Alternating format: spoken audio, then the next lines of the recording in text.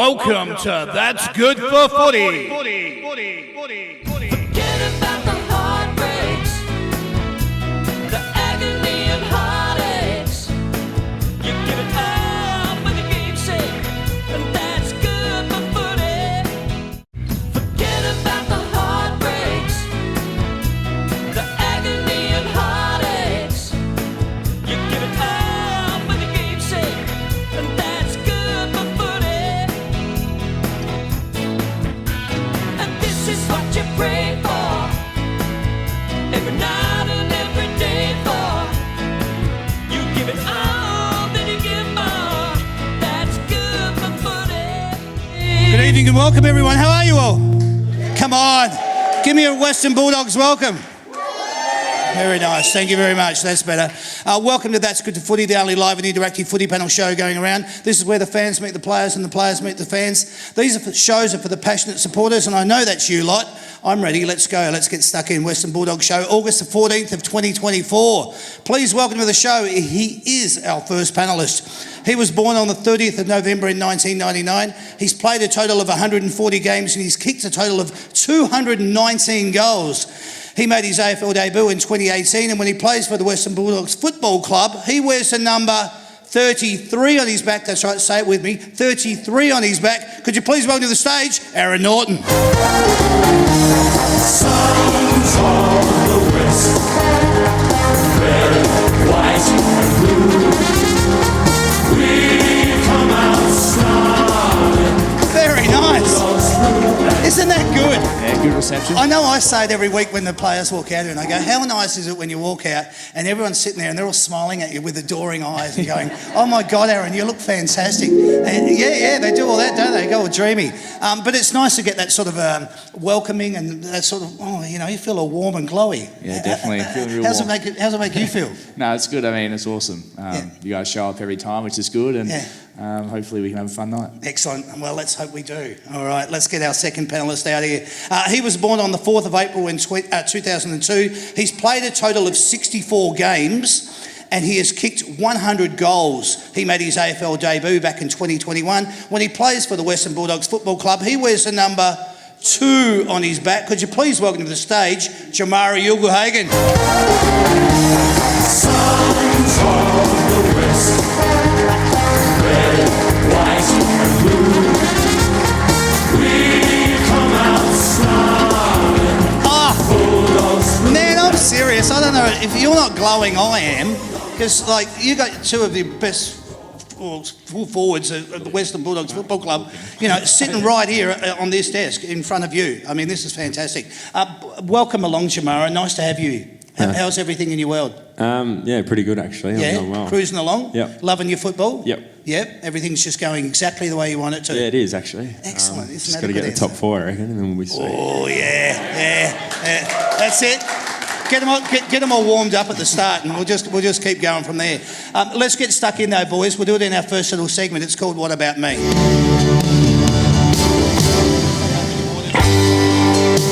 All right, let's find out a little bit more about you and your footy journey, okay, and how you got here.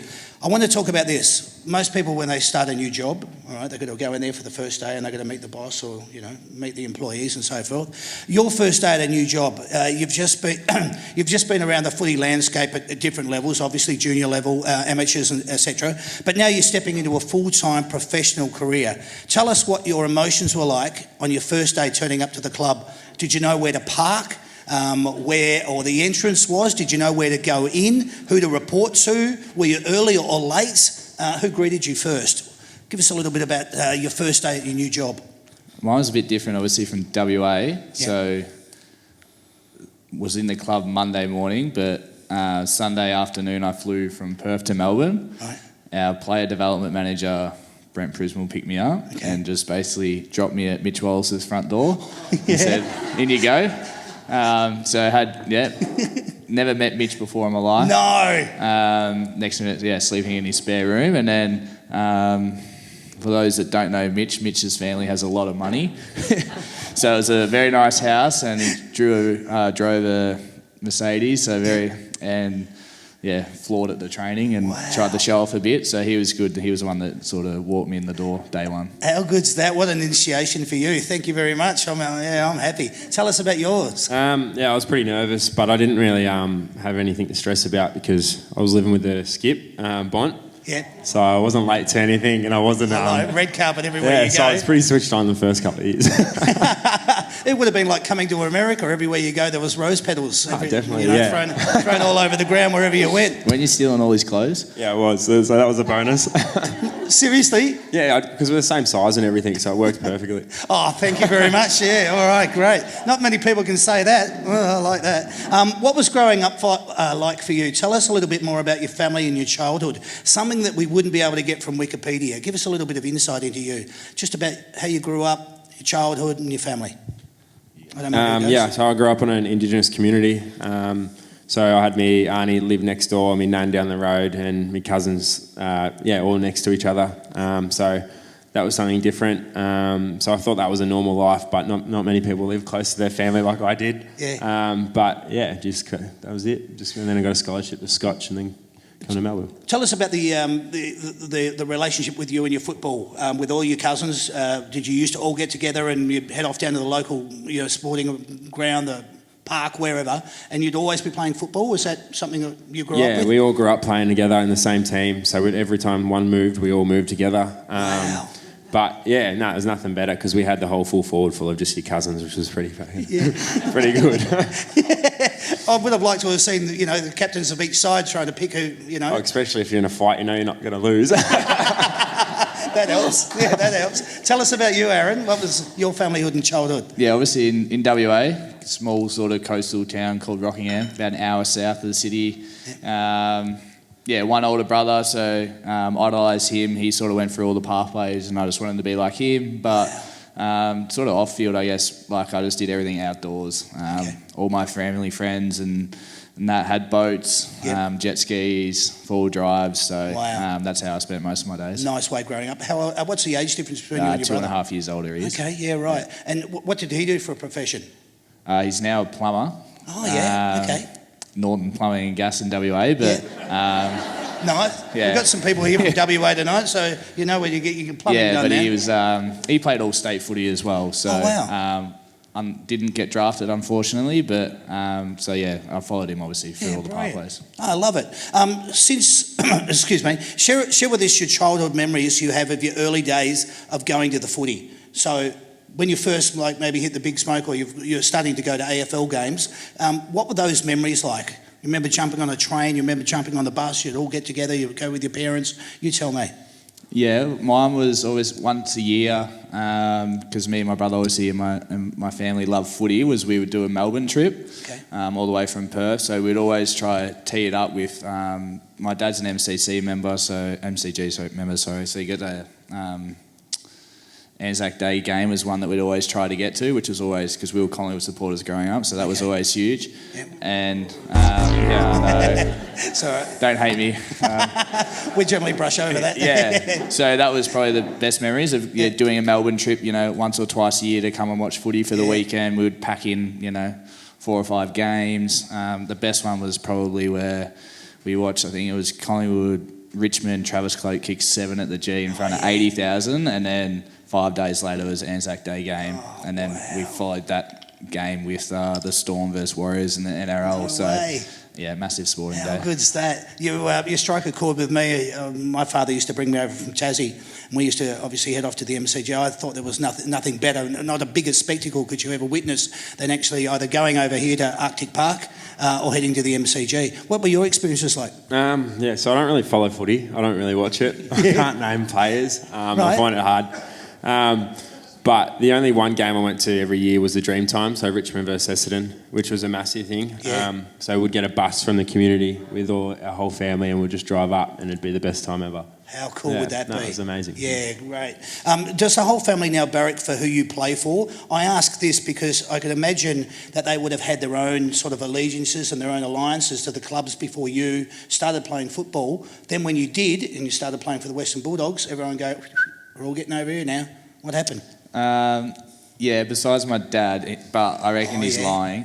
Tell us that. yeah, obviously, born and bred Collingwood, mad. Wear the jumper, scarf, everything for each game, even if we were just watching it at home on the couch. But mum and my brother and my nan and the rest of my family and friends all jumped ship pretty quick, and dad sort of, can't let it go. But I have asked him if we were playing Collingwood in the grand final, who he'd want to win, and he does say the Doggies. So I think that sort of says where his alliance is. He's either softening or he's weakening. Yeah, but he does hit up Paddy Lipinski, my ex-housemate and now Collingwood player, for Collingwood tickets whenever they head to Perth. So he still loves it. Okay, good, nice. Yourself?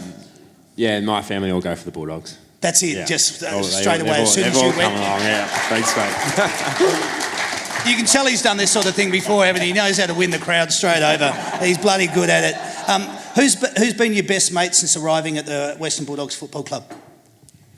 I'd probably, he's one, but Ed Richards, who I got drafted with, we've probably spent the most time together. Yep. All right. Yeah, it'd be naughty, definitely. But definitely, it's always the ones you get drafted with, the ones that you're closer with. Yep. So I've just got Don Bedendo and Lockie McNeil. One of the funny things, I think, that you have football now as that connection, but then you've also got a connection outside of football. You become friends because of football. Do you find that then you've got more things that you didn't realise that you'd have outside of football as your friendship grows? Yeah, definitely. I think it obviously starts at the footy club. You spend so much time together, and then naturally I guess...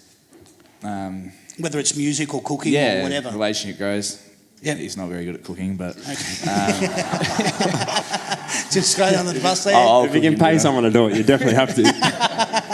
But yeah, definitely, I think as you sort of whether you go travelling together in the off season or you spend a lot of time outside the footy club, and then they're the best sort of relationships where you can hang out and not have to talk footy, I think. For sure.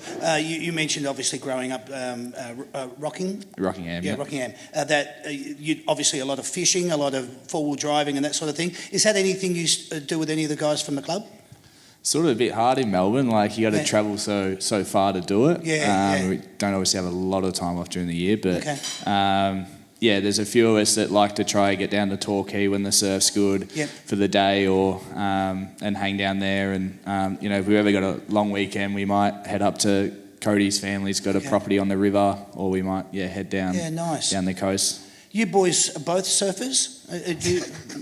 He's a paddler. I'm alright. You're just watching for sharks. I took him to Fiji. We went to Fiji for a week last year when the season finished, and he's like, I want to go surf. Yeah, okay. I thought we were going to go on the beach, but we've gone in the open ocean out. Yeah, we've taken 30 minutes out, and we're swimming on the reefs, and I struggle swimming, but lucky I've got the board, so I've caught one wave in, but not deliberately, and it's taken me an hour and a half to get back on the boat. So I've jumped on the boat and I'm like, oh, thank God, we're going home now. And then they're like, all right, next stop. I'm like, oh no. So that was a struggle. So I just stayed on the boat that time because it's just too hard. Has anyone got a rod? I'm just going to fish. I wanted to, but that's hilarious. Thanks for sharing that. That's a doozy. When you were a kid growing up, did you used to get dressed up in your own, like in footy gear? Like I'm talking socks and the shorts and the jumper, and you were in a 6 or 7 or 8, 9-year-old running around the house. Was that you? With my club uniform, that was it. But I'd get early. It's weird how you'd wear the footy uniform to go to the game now, but now we're wearing like casual clothes when we get older. Yeah. But in your socks, you'd probably end up sleeping in your footy shorts and socks and then roll straight into the game. Absolutely, yeah. Was that you? Yeah, definitely. I think as soon as I woke up the day of a game at junior footy, whether the game was at 8 a.m. or 2 p.m, I was in it as soon as I showered and had brekkie. And then I remember my family friend used to coach the seniors as well, so we'd go straight from our junior game and watch the senior game and watch those guys. So it would always be a big day of footy. How good's that? Always engrossed or immersed in it.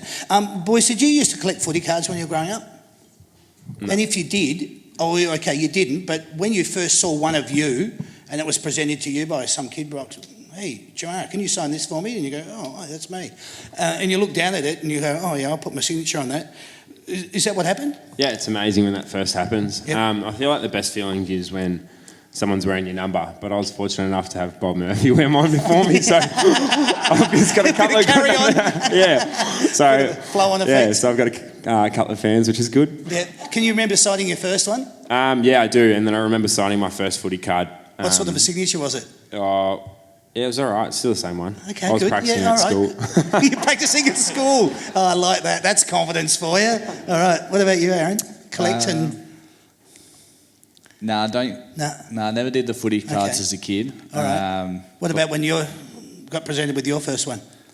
Yeah, it was probably like same thing. It's sort of a spin out. Yeah. When it first happens, it's kind of cool. You obviously want it to be a decent photo, arms looking good or something in there, something along those lines. But yeah, it is also it's pretty cool now. But there is, I think, well, about every time we go to the airport now, there's about 6 grown men wanting 20 cards signed of each player. That becomes a little bit weird. But For their nephew. yeah, always for their nephew, not them, apparently. Got a lot of nephews. Yeah. But, I mean, it's always good to, whenever someone comes up, you're happy to do it, and it is kind of special. Absolutely. Tell us what the emotion was like for you when you first put the jumper on in the change rooms. So we spoke about you growing up and playing around in, amateur, junior.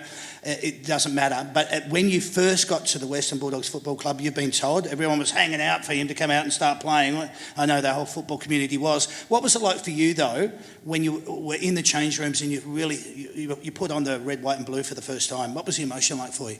Yeah, it was mixed emotions. Obviously, it was exciting and I loved every bit about it. Yeah. But to run out with the team I got to debut with was incredible. Like we played Sydney Swans at I think it was a 4 p.m, 1 p.m, I don't know. Okay.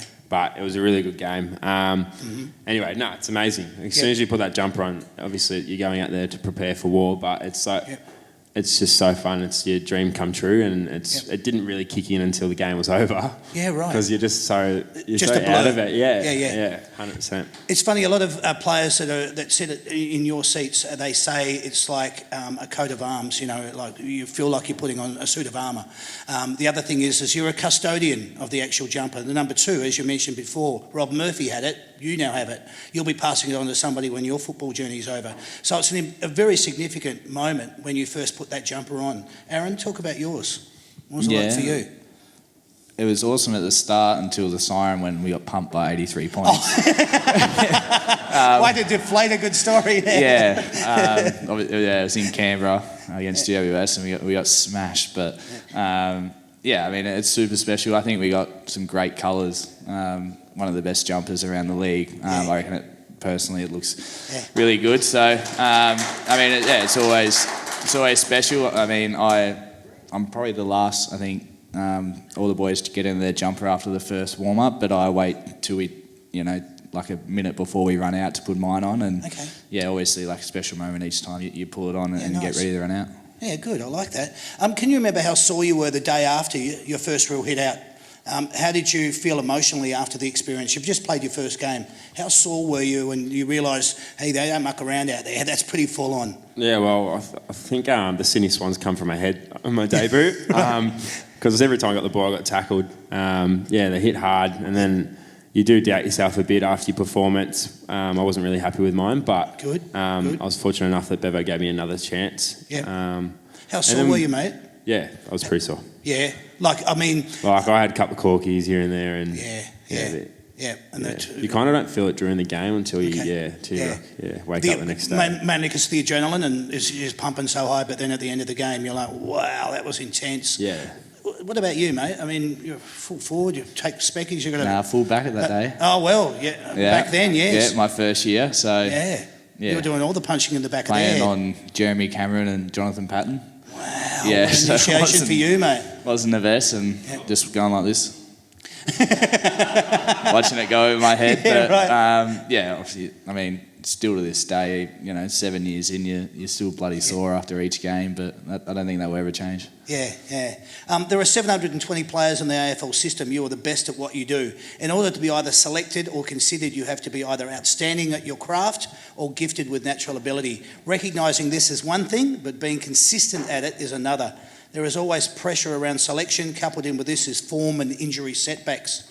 This puts enormous pressure on you as a person. What is the one thing that you do that keeps you conscious consistent and focused? Good question. Sorry.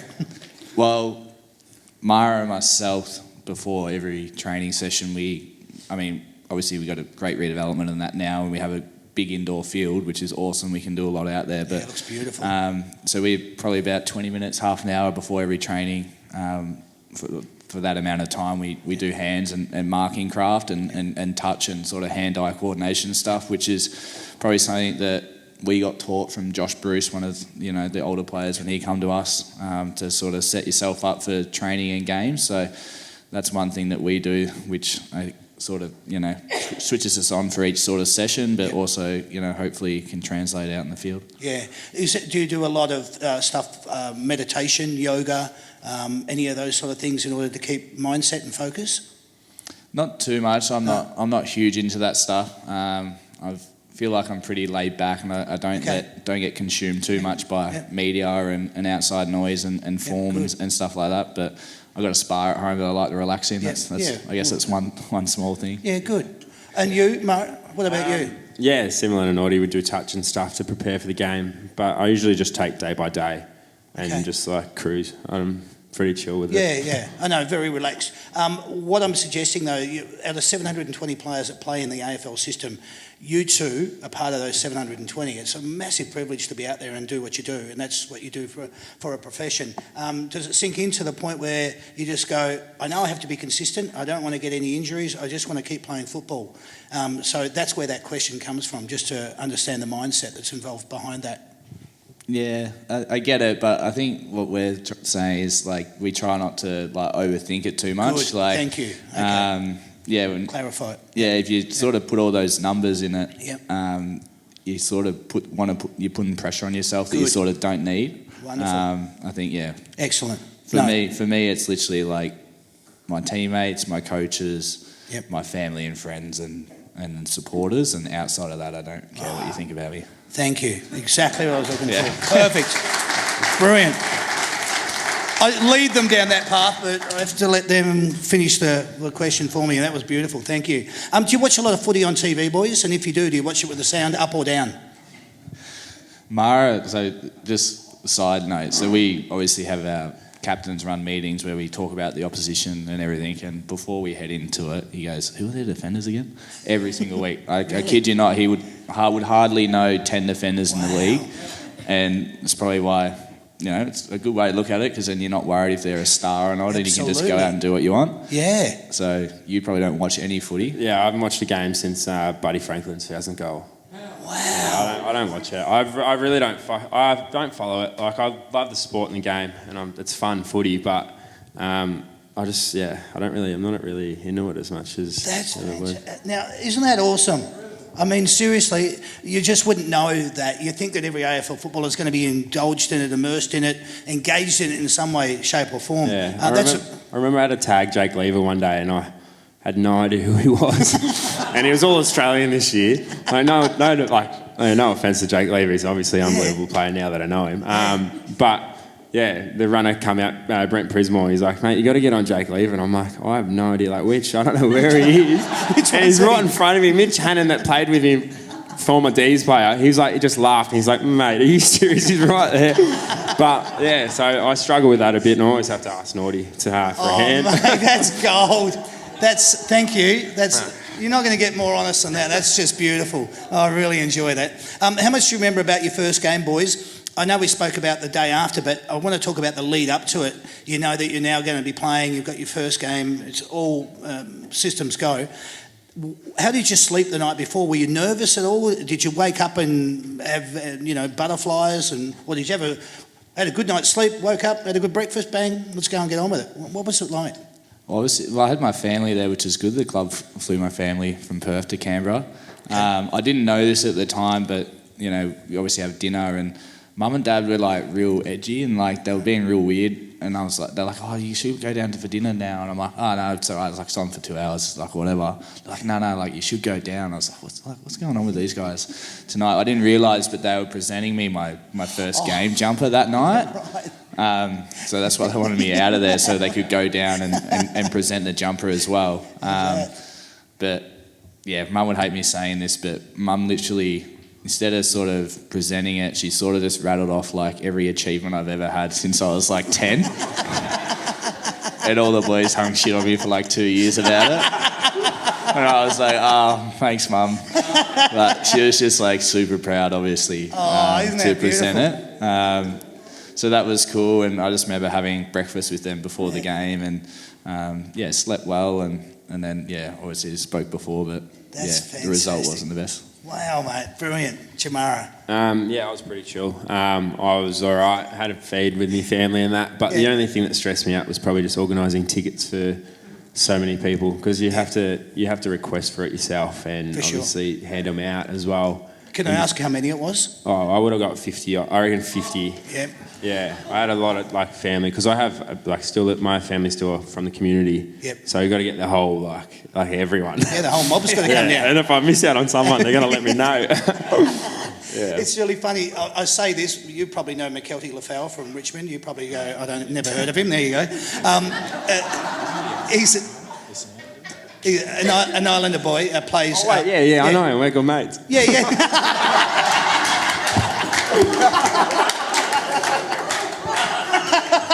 Hang on, we're really good mates. I call him Kelty. Oh, sorry, mate. I call him Kelt, so that's all right. I just know him as McKelty Lafau. I have to use his full name. Oh my God. That's gold, mate. That is absolutely gold. Anyway, he was telling me his first game, he had to get 80 tickets. 80 tickets for all his family and friends. He said that was the most stressful thing for him as well. Did he debut against us? I think so. I'm not sure. Yeah, because I had to sort him out tickets as well. I remember, It's all coming back to me now. That's it. Oh, that's brilliant, mate. I like it. Before a big game, boys, do you like your own space? Are you nervous? Are you anxious? Are you talkative? Or are you quiet and just like to go through your own routine? What sort of a person are you? I like my own space a little bit. Okay.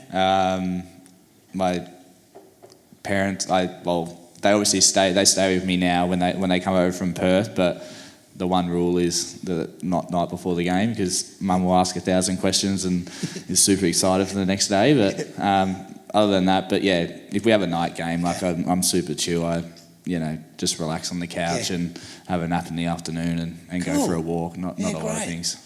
I like how both nonchalant they are. I mean, that's obviously representative of the kind of football they're playing. So it's brilliant. I know if I go into this question with you, you'll probably just go, yeah, I'm pretty chill, mate. Yeah, just chill. So I won't even worry about it. It's just perfect. I just figure you're going to be that. As an elite footballer, what is something you want to be recognised for, though? Is it a match winner, a leader, a consistent contributor, a reliable teammate, or just someone who gives their all?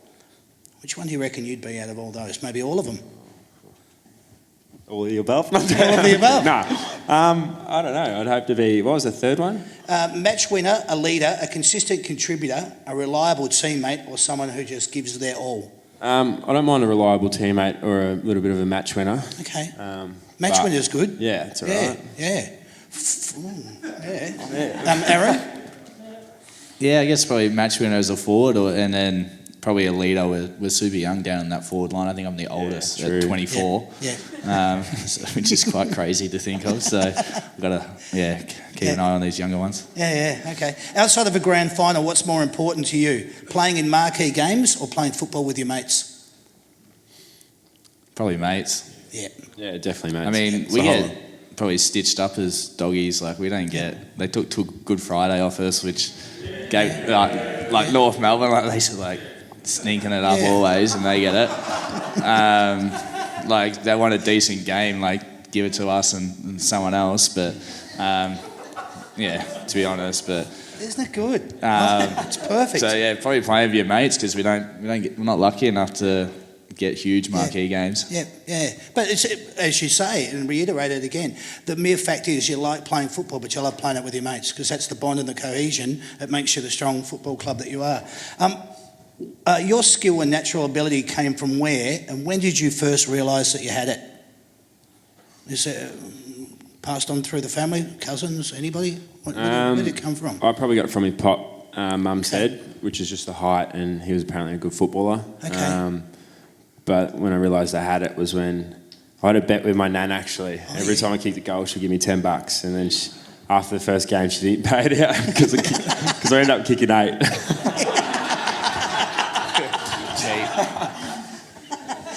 Well, I see the incentive though. Yeah, I get that part. Yeah, I like that. I think most of my family's quite tall. Mum's like 5'11", dad's 6'2". Wow. Pops are like 6'4". Yeah. So Jeez. probably from a whole bunch of my family. Yep. But yeah, when I first noticed, maybe not till I was probably like 16, I reckon. Like I probably noticed, I got invited down to like the state 818s as like an underager when I wasn't even thinking anywhere near that. So it was probably that other people recognised it in me before I did. So that's probably when. Can I ask, other sports at school, were you proficient at either being high jump, long jump? Were those any skills of yours? A hurdler, a long distance runner? I don't know. State champion of under 9 shot put. That's facts. Take that, Damo. No, to be honest, like I always played footy in winter.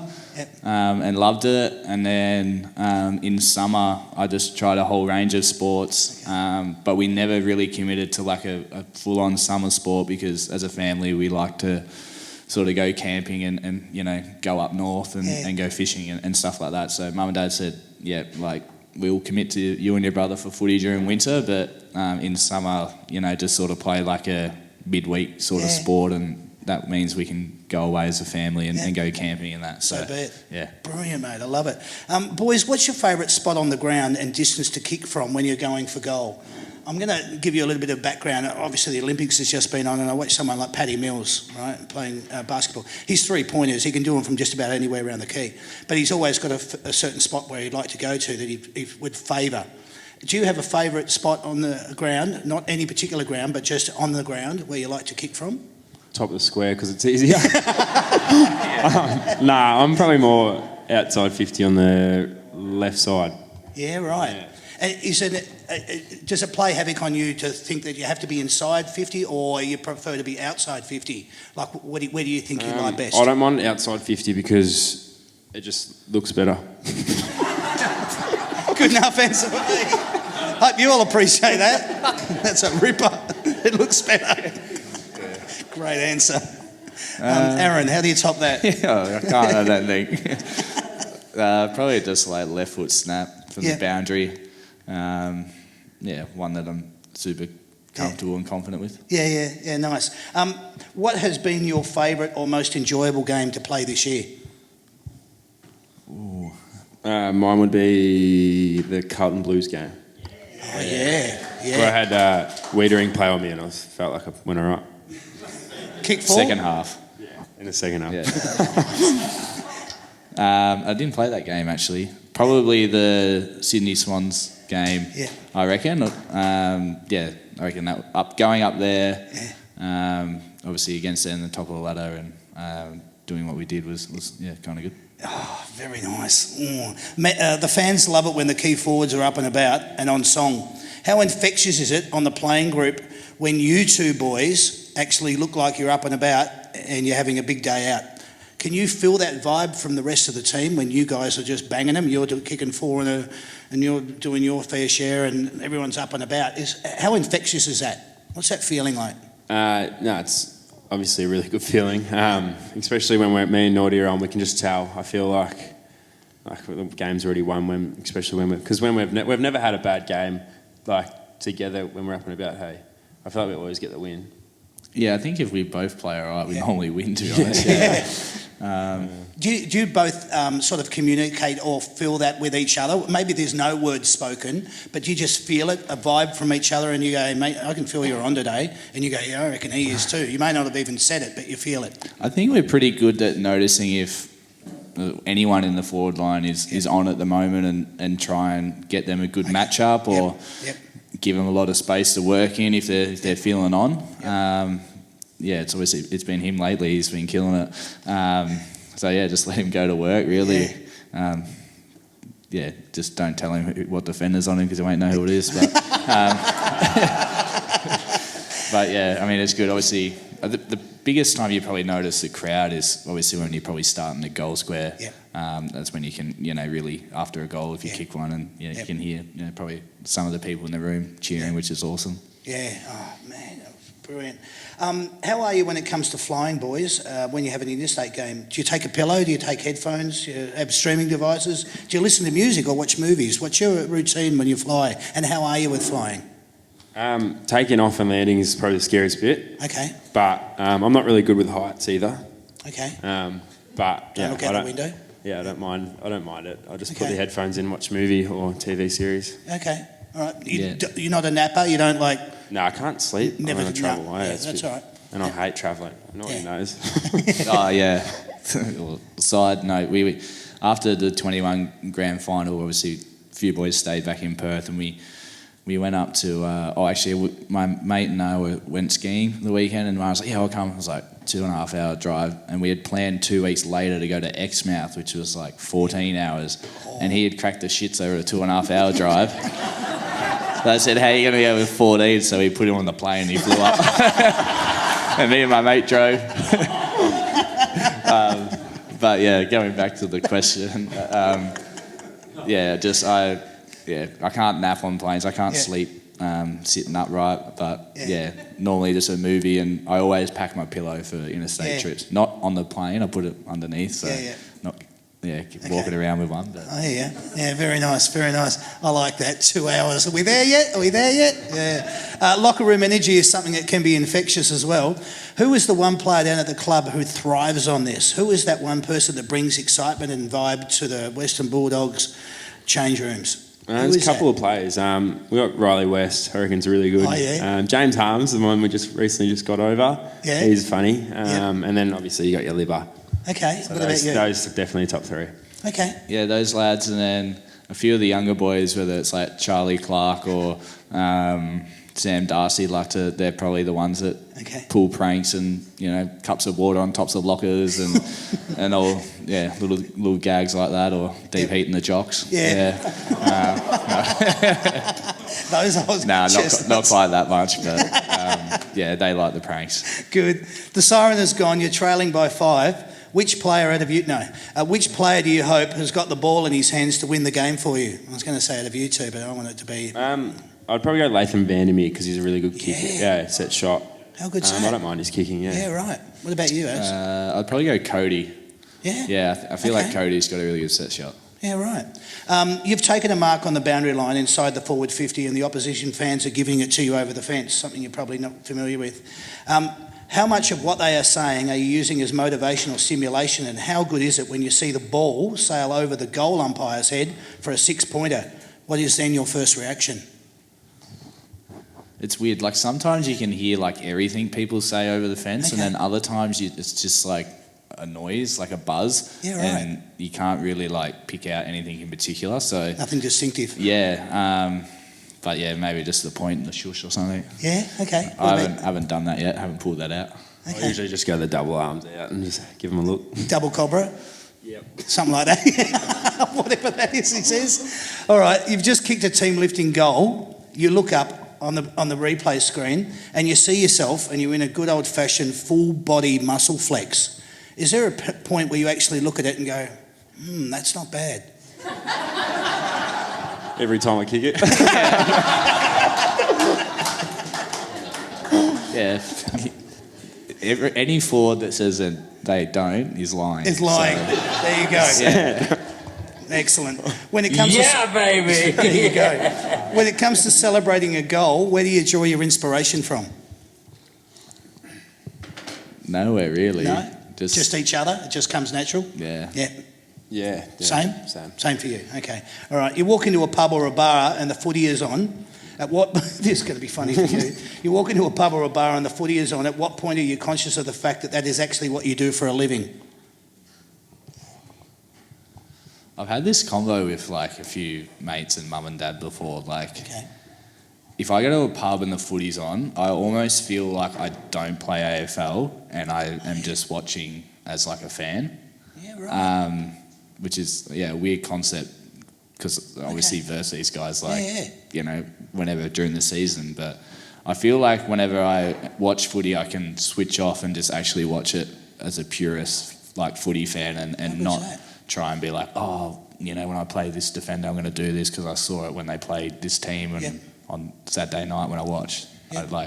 generally just like watching it and Nice. watching good players play. Nothing analytical. Nah, just just keep like- it down to the basics. Just watch it as a purist. Yeah, like I if- like it. yeah. I just know that's what you do. I just don't even have to go there. Tell me this though, boys. If you had to comment on each other's playing style or speak of each other's key attributes, tell me what you'd say about each other. Aaron, what would you say about Jamara, and Jamara, what would you say about Aaron? Freak of talent, really. Super athletic, courageous in the air, great goal sense, and like hits hard when he crashes packs or nails opposition. Oh, wow. You must... Huh? Yeah, I got to back that up. Yeah. Obviously not his contest in the air and his ability to take strong marks. I get the best probably angle of most of them. Yeah. He's dropped a couple of speckies, but which could have been. I reckon he could have won it 100%. Yeah. You've seen him play. He's talented as well. He's really he's a really good player and he competes, and it's so much easier with having him out there because he's just makes it a lot easier for me because I'll get the third defender. Yeah, the third defender. Yeah, that's good. From when I first met you and you came onto a show, you were like super quiet. Your confidence has gone through the roof. It's not just you as a person, it's you as a footballer. The football you're playing, and you have been playing of late, you've just seemed to, if there was a mould that you had to fit into, that was you before you, who you are now, you are that now. You just seem to have fit right into, you must be really enjoying your football. It shows, are you? Yeah, I am. It just takes patience. Like at the times, I'm just ticking the boxes, and then it's slowly coming now, which is good. But being a key forward is like the hardest job out there because you're getting tagged every game. Yeah. And like I've come in weighing at like 83 kilos. Yeah. Wanting to play AFL game, and I would have just got thrown around. Yeah. But I did. But now that I've done the work and I'm out there, and it's like it makes it a lot easier because you've put in the work. Yeah. For sure. Can I ask you this, Jamara? How much of an influence and how lucky do you feel that you've had maybe a mentor in Marcus Bonton? Yeah, it's unbelievable. I still find it crazy that like I do look at it sometimes to see like he's like the Bont, and he's our captain, and he's probably going to be one of the best players to come out of the Western Bulldogs. Yeah. Or from what I've seen, because I don't watch it. And I probably couldn't name any other players. It's unbelievable. Just the speeches he gives us before a game, before we run out, after we finish, if we lost, win or loss. It's pretty inspiring stuff. Sometimes I just look at Naughty and a couple of boys will just be like, he's got to practice those in the mirror because there's no way someone's coming out there and talking like that. Oh, he's beautiful, isn't he? He took you away though. You guys went away, some camping and stuff. Correct me if I'm wrong, but I know that you did go away. What was the circumstances? So that was the pre-season I spent with Naughty with the Exmouth Drive. Okay. So we're up there, and then afterwards I just stayed with Bont, and he just trained me and kind of just took me the right way in the right direction to be a professional. Okay. Because it would have been tough, like going back home and doing my first pre-season of AFL. Yeah. He just directed me in the right way, and I've just gone from there. Wow, yeah, I'm blown away. I reckon that's just absolutely beautiful. Wow. Who is one of the smartest footballers you've ever met? They just get football. They live in it, they breathe in it, they immerse themselves in it. Who's one of those people? Probably smartest football brain, obviously, that you might not know is Taylor Duray. He's someone that could, easily has the knowledge to probably become a head coach or a GM of footy or something along those lines. But then he doesn't really he's not live and breathe it. He's doesn't necessarily aspire to do it, but he's got the skills. If you ask him anything around our game plan or any scenario in football, he's really good at articulating how it should unfold, what you should be doing, or and even his craft stuff. He's really good. He's got a really good skill set, basically. To move on from that, there are confidence players that thrive on the big stage and totally soak in the atmosphere. In your opinion, who is that player at the Western Bulldogs Football Club? Probably him. Yeah. Probably. Yeah.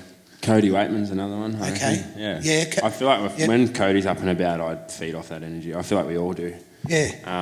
But yeah, as you know, our forward line's pretty good. Potent. As soon as one of us goes, we're all on. Yeah, and that's what I was alluding to before about just when you guys feel that you're both on, and then if Cody chips in, and then you've got other little small crumbers that come in and throw, like Riley West throws his 2 cents worth in. It's a potent forward line.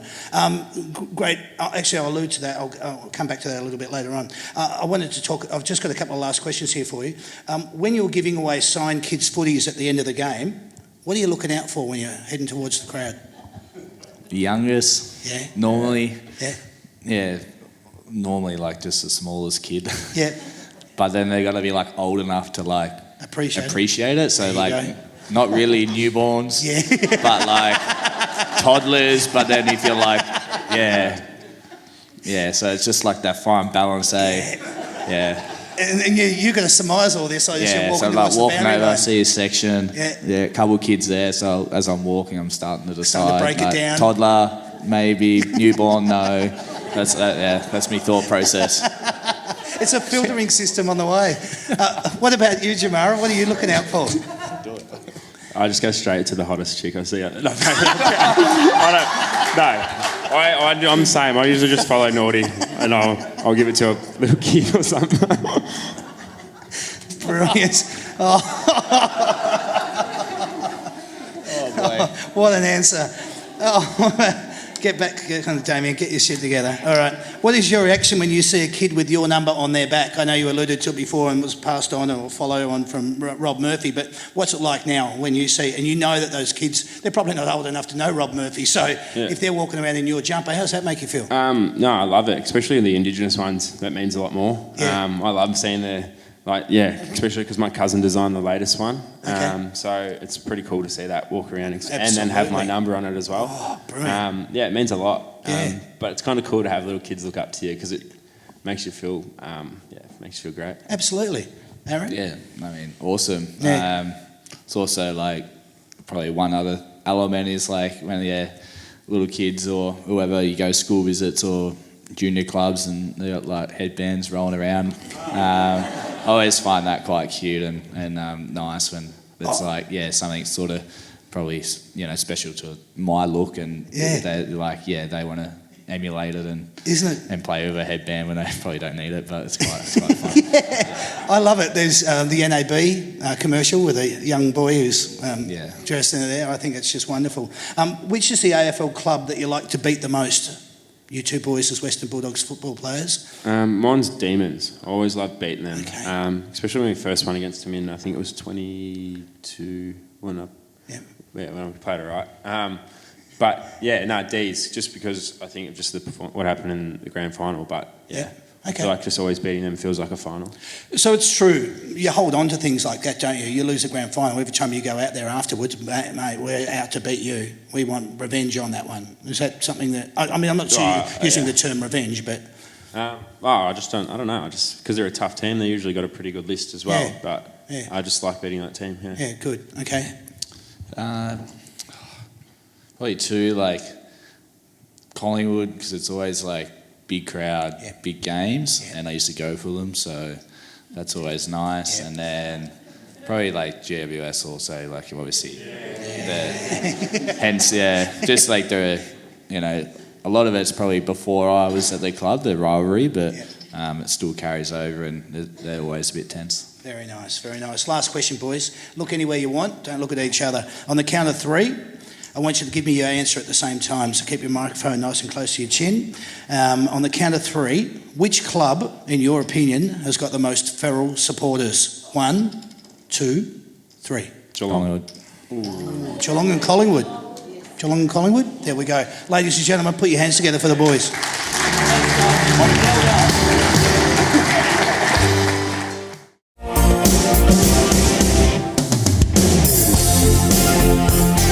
All right, here we go, boys. Your first question. How many premierships has your club won? Brock. Oh, Brock. 2. 2 is correct. You're off the mark. How many times has your team played in a losing grand final? Mick. 2. 2 is correct. 1 point each. Who is your team's captain? Mick. Brock. Mick. Marcus Bonton. Correct, mate. Well done. Who wears the number 7 at your club? Brock. Mick. Rory Lobb. Rory Lobb is correct. Closest to within 1,000, how many members does your club currently have? Mick. 60,000, which we ticked over today. Wow, that's pretty good. Because I took this on Monday and it was 59,751, so you got it because it's close to within 1,000 anyway. So that you got the points. How you going there, Jamari? You're still, yeah? Okay, good. All right. Where did your team finish on the ladder at the end of the home and away? Brock. Yes, Brock. Ninth is correct. Just to finish the question, last year. How many games did your team win last year at the end of the home and away season? Brock? 12. 12 is correct. Well done. What year did your team last win a grand final? And Brock? 2016. And team? Sydney. Well done, mate. Excellent. 1 point. How many points did you win that grand final by? Oh, Mick? 22. 22 is correct. This is for 2 points, boys. Score check 4 versus 5. All right, for 2 points. Who was the last Western Bulldogs player to win a Norm Smith medal and what year? Brock. Jason Johannesson. Yes. Second part of the question. You didn't hear it? Oh, and what no, year? sorry. 2016. Perfect, mate. Well done. 2 points to you. This is for another 2 points. Who was your club's leading goal kicker in 2023 and how many goals did they kick? Brock. Aaron Norton. Aaron Norton is correct. 44. 44 is absolutely correct. Well done, mate. It's doing all right. Not bad. You've made a friend up here, let me tell you. More power. All right. This is for 3 points, boys. Player, year and votes. Who was the last Western Bulldogs player? Mick. Adam Cooney. 1 point. 2008. 2 points. 24 votes. 3 points. Well done. Beautiful, mate. Look at that. Oh, 8 all, boys. That's cutthroat now. All right, 2 more questions to go. The last 2 are multiple choice questions, guys. Out of these 3 players, who has played the most games in the history of the Western Bulldogs Footscray Football Club? Is it A, Simon Beasley? Is it B, Brad Johnson? Mick. Or is it C, Chris Grant? Mick? Brad Johnson. No. No. One out of these 3 players, who is? Oh, what did I say? Played? Oh, can we start that again? I actually read half of the top question, half of the bottom question. My fault. We'll start it again, okay? Yeah. All right. Jesus, well done, Damo. Thanks, Aaron. Out of these 3 players, who has kicked? Mick. Nick. Simon Beasley. Yes, 575. Well done. All right. That's 9 versus 8. All right. Yep. This could be a draw if we get there. All right.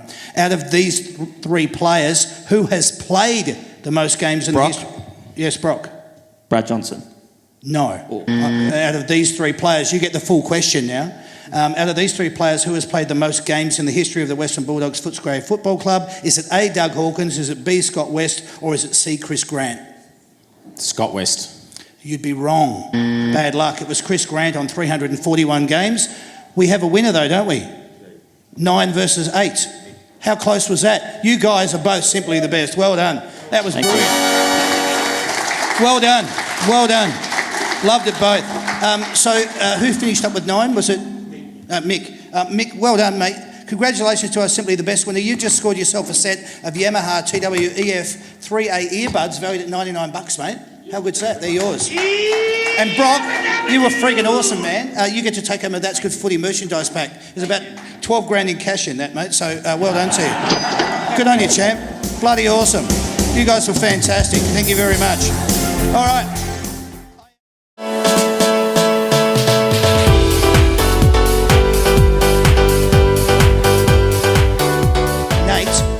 Keeping score for Aaron, okay?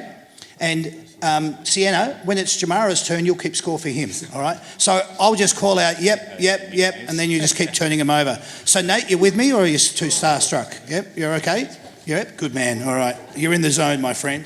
Let's go. Let's see how we go. We've got 45 seconds on the clock and your time will start with your first one now. Number 28. Oh, God. Pass. Anthony Scott, number 1. Adam Chaw. Correct. Number 3. Cody Waitman. Correct. Number 22. Joel Fraser. No, James Harms. Number 4. Marcus Bonton. Yes. Number 35. Caleb Daniel. Correct. Number 3.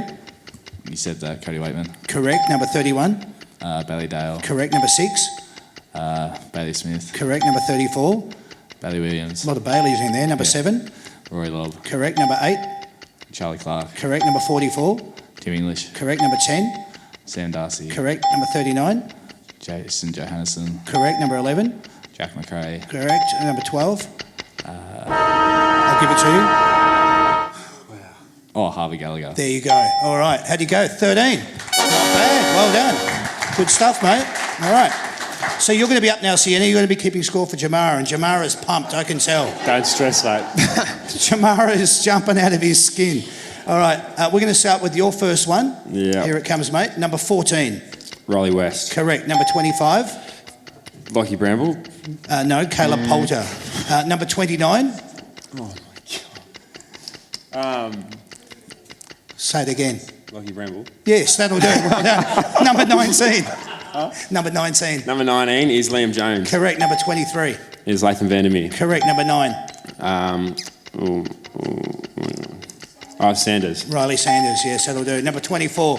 Buku Kamas. Correct. Number 2. Me. Jamari. Number 26. Sorry? Number 26. Number 26 is Anthony Scott. No, Dominic Bendendo. Number 27. 27 is Joel Fraser. Yes. All right. Finished up with a total score of 9, 8. 9 or 8, it doesn't matter. Hey, well done. That's not bad. We don't have any losers or winners. We just have runners up, if there's anything like that. Because you two just came up to keep score. That's all we had to get you to do. These two, all the hard work was on them. But you get to take the rewards from it. You both get a That's Good Footy merchandise bag, all right? There's not 12 grand in those ones, okay? Well, it's already gone. But you get all those. So, but at least you got to meet the players. So, all right, okay, whatever, Damien. Thanks, guys. Thanks, Nate. Thanks, Sienna. Nice to have you here. All right, this is a footy panel show, so I'm very quickly just going to talk a little bit of football. We're going to talk about the Western Bulldogs form and just how the season's gone and that sort of thing. So the Western Bulldogs form from season 2024, 9 losses, 12 wins. You're sitting 7th on the ladder. Your next game, round 23, is at Marvel Stadium against the Roos, Sunday afternoon at 1:10 p.m. Then your last game of the 2024 home and away season is against your arch rivals, GWS at Mars Stadium in Ballarat. And if you and the fans have learned anything from this season, anyone can win on their day, and the margins can be very tight. So you don't want to drop these two, that's for sure. What was the message this week from the coach? It's normally something along the lines of hunt, chase, protect the corridor, take on every opportunity, apply pressure both on the ball carrier as well as on the scoreboard, make your tackle stick and be effective with your ball use. How'd I go?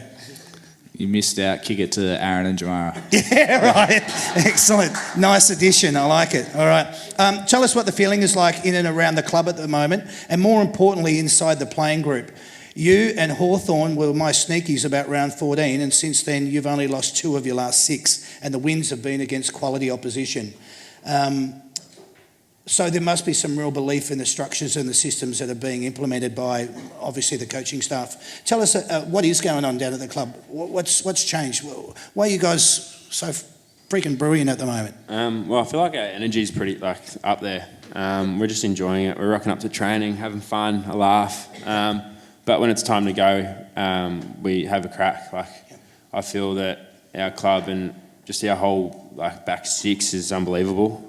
Putting Rory Lobb down there is a massive game changer. Oh, isn't it? And then once our 6 forwards are on, we're pretty good. But when our midfield's playing well, we've got a pretty good list. So it's like we have no excuse not to be a good side.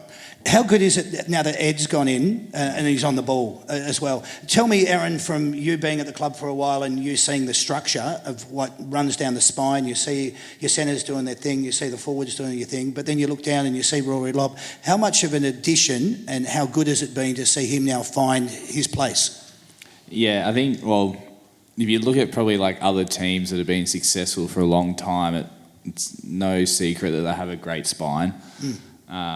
And obviously, myself and Jamara and Sam Darcy, we have that up forward. We had with the addition of Liam Jones a couple of years ago, and then we were probably missing that one more key defender. And what Rory's done's been amazing. So, if you look at our spine now, it's super strong, super tall, super athletic. So, there's no doubt that goes away to structuring up really well. Yep.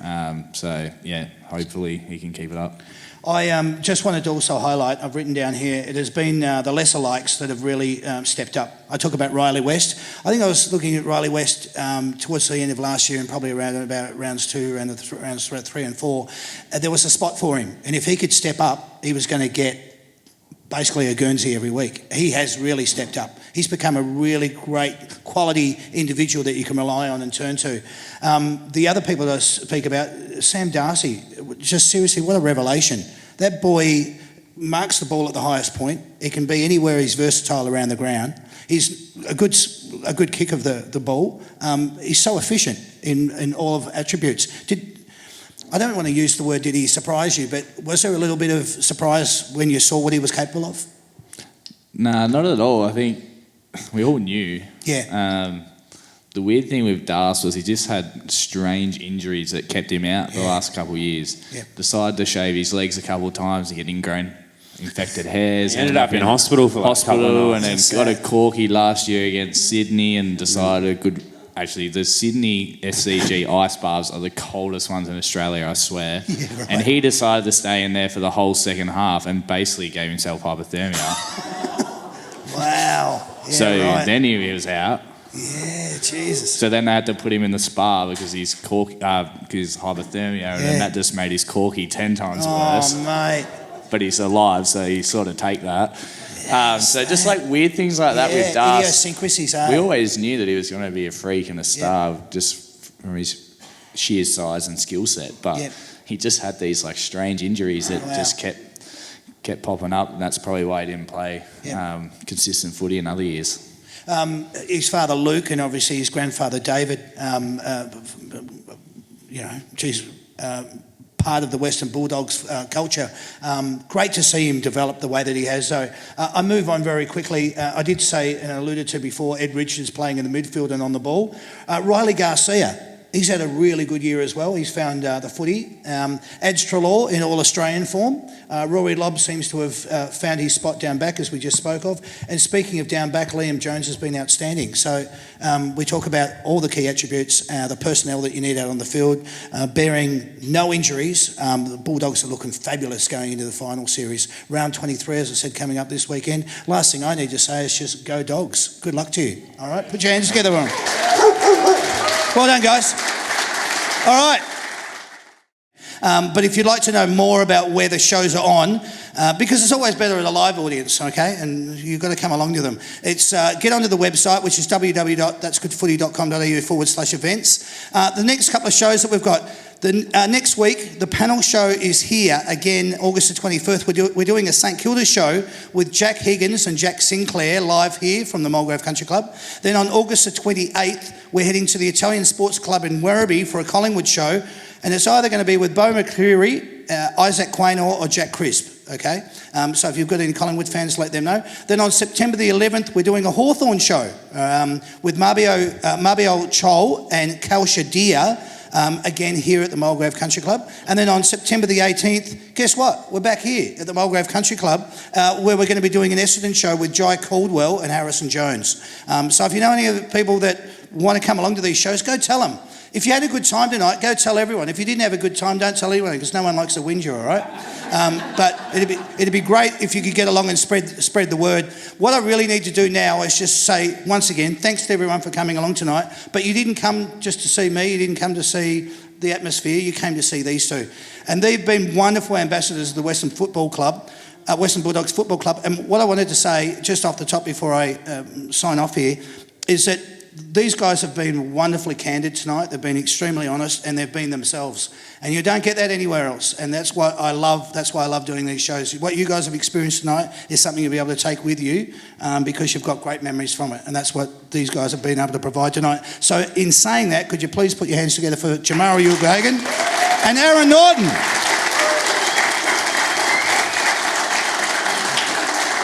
Boys, please pick up the microphones. I want you guys to have the last word. Tell us if you have a good time. Tell us will we ever see you again. Tell us.